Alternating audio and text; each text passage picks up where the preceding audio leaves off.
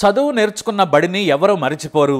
జీవితంలో ఎంత ఎదిగినా సరే చచ్చే వరకు బడిని గురువును గుర్తుంచుకుంటారు. డబ్బు సంపాదించిన వారు, డాక్టర్లు, ఇంజనీర్లుగా సెటిల్ అయిన వారు తమ బడులకు అంతో ఇంతో సాయం చేస్తూనే ఉంటారు. ప్రభుత్వ బడులు నిలబడాలి, తమ మాదిరిగానే పేద విద్యార్థులకు చదువు చెప్పాలి, వారిని ఉన్నతులుగా తీర్చిదిద్దాలి అనుకుంటారు చాలా మంది. అయితే నేడు ప్రభుత్వ బడులు మూతపడుతున్నాయి. ఒకటి, టీచర్లు సరిగ్గా పాఠాలు చెప్పకపోవడం. రెండవ కారణం, తల్లిదండ్రులు ప్రైవేట్ బడుల వైపు మొగ్గు చూపటం. ఇలానే పంజాబ్లోని బాంగా శివార్ దగ్గరలో సలహా కలాన్ అనే గ్రామం ఉంది. ఆ గ్రామంలోని బడి పాడుబడిపోయింది, శిథిలావస్థకు చేరుకుంది. ఇందులో 25 మంది విద్యార్థులే చదువుతున్నారు. 2 ఉపాధ్యాయులున్నారు. దీన్ని మూసేస్తామని అధికారులు ఆ గ్రామ సర్పంచ్కి, పెద్దలకు సమాచారం ఇచ్చారు. విద్యార్థులు కూడా రావడం లేదు. కూలిపోవడానికి సిద్ధంగా ఉన్న బడిలో పిల్లలను ఉంచలేమన్నారు. కొత్తది కట్టడానికేమో నిధులు లేవని తేల్చి చెప్పేశారు. ఈ విషయం కాస్త వాట్సాప్ ద్వారా లండన్లో ఉన్న షమేందర్ సింగ్ గర్చాకు తెలిసింది. ఆయన వయసు 70 ఏళ్లు. తాను చదువుకున్న బడి మూతపడిపోతుందని తెలిసి ఆయన కన్నీటి పర్యంతమయ్యారు.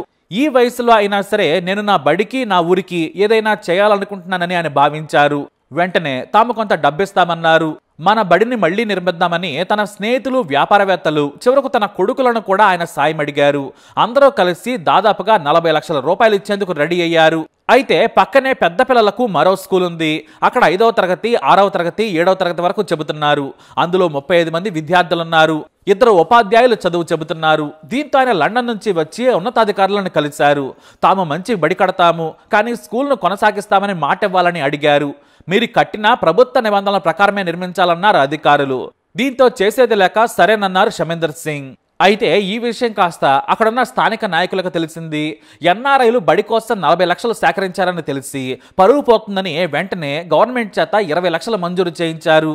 అంటే ఈ 40 లక్షలకు తోడు మరో 20 లక్షలు చేకూరాయి.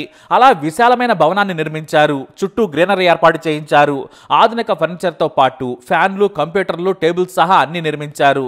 లైబ్రరీ కూడా ఏర్పాటు చేశారు. అక్కడ ఉన్న 2 స్కూల్స్ ని విలీనం చేసి ప్రాథమికోన్నత పాఠశాలగా మార్చేశారు. అంతేకాదు, అదే స్కూల్ బిల్డింగ్ ఉన్న ప్రాంగణంలో మరో బిల్డింగ్ కూడా కట్టారు. అందులో కంప్యూటర్తో పాటు కుట్టు పని వంటి వృత్తులు నేర్పించే శిక్షణా కార్యక్రమం మొదలుపెట్టారు. ఇందుకు కలెక్టర్ కృష్ణకుమార్ కూడా సాయం చేశారు. ఇలా చేయడంతో ఒక్కసారిగా ఈ ఏడాది విద్యార్థుల సంఖ్య రెట్టింపైంది. అంటే మొత్తం 70 మందికి చేరారు. వచ్చే ఏడాది నాటికి 100 దాటుతారని అంచనా వేస్తున్నారు. ఇక కేవలం సదుపాయాలు మాత్రమే కాదు, ఉపాధ్యాయులను కూడా సమకూర్చారు. ఈ బడిని ప్రైవేట్ బడులకు ధీటుగా డెవలప్ చేయిస్తామని ఉన్నతాధికారులు కూడా చెప్పడం విశేషం. ఉచిత విద్యలో నాణ్యత ఉంటే తల్లిదండ్రులు ఎందుకు తమ జీవిత కష్టాన్ని చదువు కోసం ఖర్చు చేస్తారు? ప్రభుత్వ టీచర్ల పిల్లలే ప్రైవేట్కు వెళుతుంటే ఇక మామూలు పిల్లలు ఎందుకు ప్రభుత్వ బడులకు వస్తారు? దేశంలో ఏ రాష్ట్రంలో చూసినా ఇదే పరిస్థితి. ఒకప్పుడు చిన్న పెద్ద అందరూ ప్రభుత్వ బడులోనే చదువుకునేవారు, ప్రయోజకులయ్యేవారు. బడిని గొప్పగా తీర్చిదిద్దిన తర్వాత మళ్లీ లండన్ వెళ్లిపోయారు షమేందర్. మరి ఆయన కానీ ఆ రోజు తలుచుకోపోయింటే ఈ రోజు ఆ బడి ఉండేది కాదు. కానీ ఒక్కసారిగా ఆయన ఆలోచనతో 40 లక్షలు సేకరించారు. ఆ తర్వాత మరో 20 లక్షలు ప్రభుత్వం అందించింది. అంటే ఎవరో ఒకరు ఒక అడుగు వేయాల్సిందే. మీ ఊరిలో కూడా ఇలాంటి సమస్యలే ఏవైనా ఉంటే ఒక్క అడుగుతో మొదలు పెట్టండి. ఖచ్చితంగా ఆ సమస్యలు పరిష్కరించబడతాయి. ఇప్పుడు షమేందర్ సింగ్ను చూసి చుట్టుపక్కల బడులు కూడా మారిపోతున్నాయి. ఇతర ఎన్ఆర్ఐలు కూడా అక్కడ చదువుకుని బాగా సంపాదించిన వారు ప్రభుత్వ బడుల రూపురేఖలు మార్చేస్తున్నారు. పేదవాడికి మంచి విద్య అందిస్తే చాలు, ఏ స్కీములు కూడా అక్కర్లేదు. మంచి చదువు ఉచితంగా అందిస్తే అందరూ ప్రయోజకులవుతారు. మరి మీరేమంటారు? మీ అభిప్రాయాన్ని కామెంట్ ద్వారా తెలియజేయండి. వీడియోని లైక్ చేయండి, షేర్ చేయండి, మా ఛానల్ని సబ్స్క్రైబ్ చేసుకోండి.